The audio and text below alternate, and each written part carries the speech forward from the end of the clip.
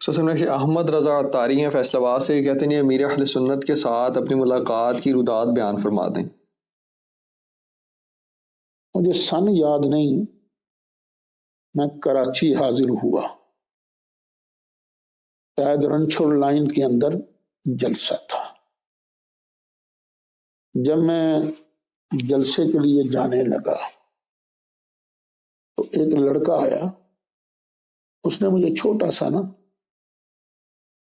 ایک رکا دیا، وہ حضرت امیر اہل سنت دامت برکاتہم العالیہ کے ہاتھ کا لکھا ہوا تھا۔ میں نے سنا ہے آپ کراچی آئے ہوئے ہیں، میرے ساتھ کھانا کھائیے، جس کا مفہوم یہ تھا۔ اب جو لفظ انہوں نے اپنی انکساری کی وجہ سے درج کیے وہ تو میں بیان نہیں کرتا، خلاصہ یہ تھا۔ تو میں نے اس ساتھی کو کہا یار میں تو، میرے لیے تو بڑی سعادت ہے، خوشی کی بات ہے، مجھے انہوں نے کھانے پر بلایا ہے، اب میں تو جلسے پر جا رہا ہوں اور صبح 8 بجے میری فلائٹ ہے، تو میں نے ملتان اتر کے کسی آگے جانا تھا۔ میں نے کہا یہ کیسے ممکن ہوگا ملاقات کا، میری تو خود بڑی خواہش ہے۔ اس نے کہا جی میں ابھی تھوڑی دیر بعد آپ کو بتاتا ہوں۔ تھوڑی دیر کے بعد آیا تو حضرت امیر اہل سنت کا پیغام لایا، ہمیں آپ کی مجبوری سمجھ میں آ رہی ہے، ایئرپورٹ کے قریب ہی گلستان جوہر، وہاں ہمارا مدرسہ، تو اگر آپ وہاں فجر کی نماز ادا فرمائیں اور فجر کی نماز پڑھائیں تو میں آپ کے پیچھے نماز پڑھنا چاہتا ہوں۔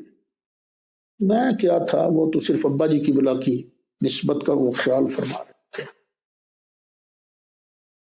تو اس کے بعد آپ چائے کی پیالی پی کر ناشتہ کر کے، قریب ایئرپورٹ ہے، 8 بجے پہنچ جائیں گے، 8 بجے آپ کی فلائٹ ہے تو چلے جائیں۔ میں نے کہا جی یہ ٹھیک ہے۔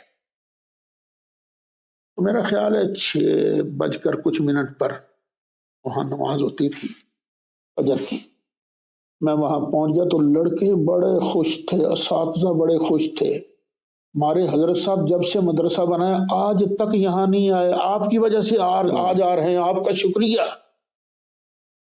خیر میں وقت ہوا، مولانا ابو بکر صدیق صاحب جو اس وقت وہیں استاد تھے، بعد میں شاید کچھ اختلاف ہو گیا، تو وہ مجھے کہنے لگے لاؤڈ سپیکر لگانا ہے کہ نہیں لگانا۔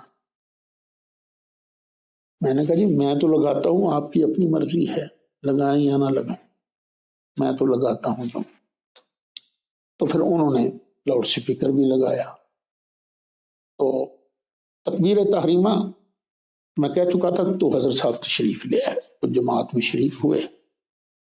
نماز کے بعد وہ مجھے ساتھ کمرے میں لے گئے، چائے اپنے ہاتھوں سے مجھے پلائی، اور صاحبزادے بھی تھے، شاید بلال ان کا نام ہے، کہنے لگے اس کو دم کر دی۔ میں نے کہا حضرت آپ کے ہوتے ہوئے میں تو آپ سے دم کروں، نہیں آپ دم کریں اس کو۔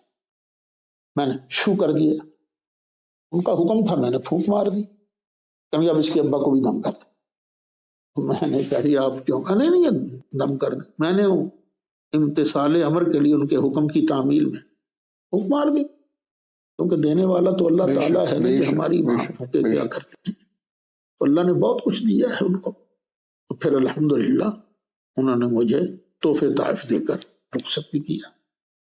پھر بعد میں بھی ایک مرتبہ میں حاضر ہوا وہاں مرکز کے اندر، مجھے ان سے ملاقات کا شرف آیا۔